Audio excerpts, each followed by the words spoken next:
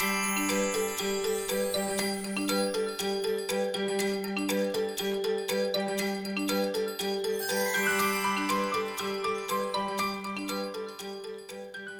bomo spoznali nov geometrijski pojem.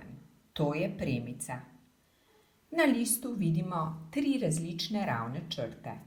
Navpična, vodoravna in poševna. Ugotovimo, da te črte niso omejene. In če so črte ravne in niso omejene, jih imenujemo premice. Označimo jih z malimi črkami.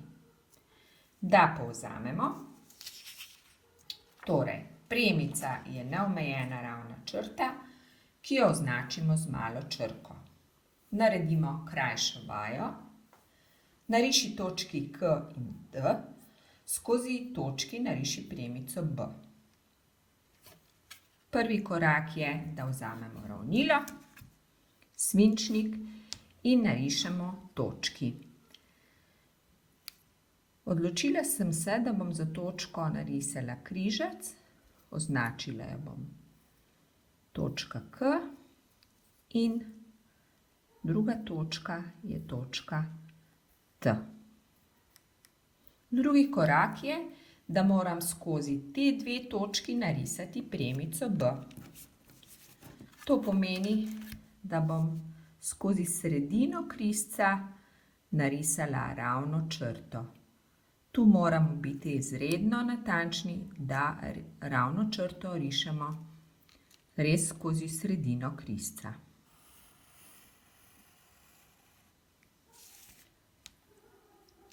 Poimenujemo jo B. Oglejmo si sliko.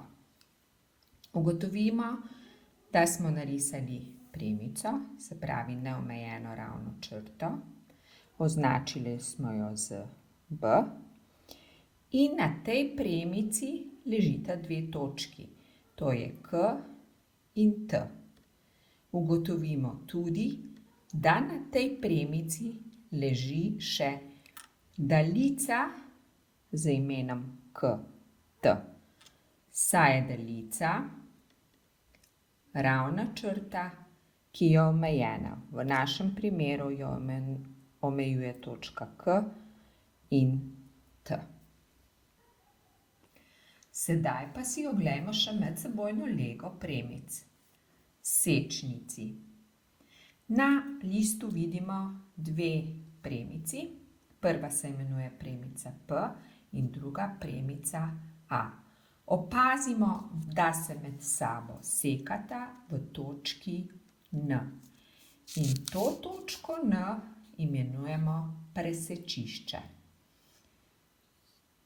Sečnici sta torej 2 premici, ki se sekata v presečišču. Da povzamemo še enkrat. Torej, sečnici sta premici, ki se sekata v presečišču. Ponavadi presečišče označimo s točko, ki jo tudi poimenujemo. Naredimo še krajšo vajo, nariši premici P in R, ki se sekata v presečišču P. No, prvi korak je, da narišemo premico P. Vemo, da je premica neomejena ravna črta. Narišemo ravno črto, ki ni omejena in jo označimo s črko P.